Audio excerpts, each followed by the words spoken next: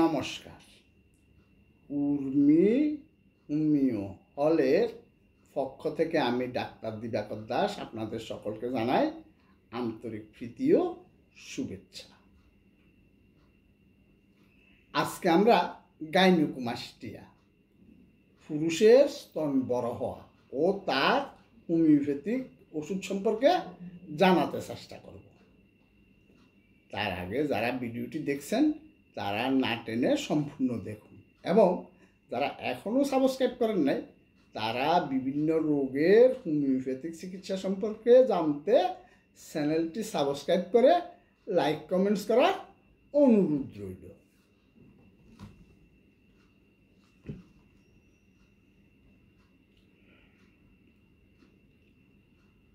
আমরা সাধারণভাবে ধরে নিই পুরুষের বুক হবে সমতল কিংবা সামান্য উঁচু, কিন্তু কারো স্তন যদি অস্বাভাবিকভাবে বৃদ্ধি পায় এবং অনেকটা নারীসুলভ হয়ে যায়, তখন তা অত্যন্ত বিব্রতকর পরিস্থিতি সৃষ্টি করে। চিকিৎসা বিজ্ঞানের ভাষায় একে বলা হয় গাইনোকোমাস্টিয়া।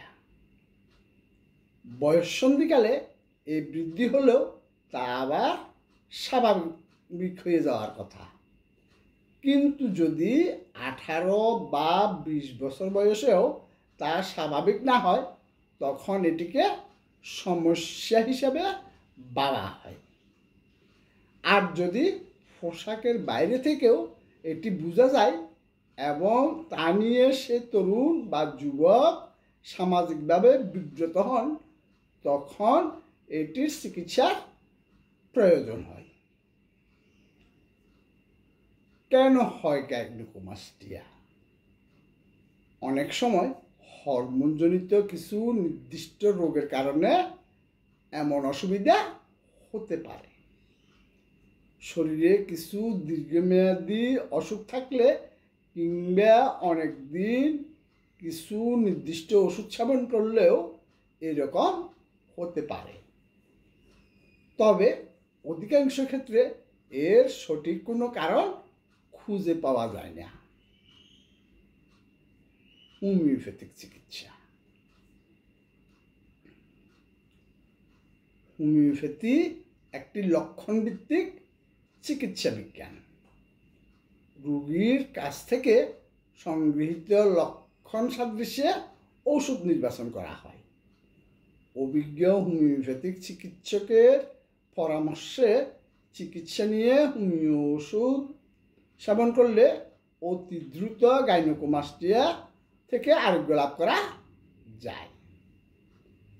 এই ক্ষেত্রে হোমিও হল রোগের মূল কারণ শনাক্তের মাধ্যমে বিশ্বমানের হোমিওপ্যাথিক চিকিৎসা সেবা দিয়ে আসছেন। প্রচলিত চিকিৎসা ব্যবস্থায় গাইনোকোমাস্টিয়ার কোনো স্থায়ী সমাধান নাই।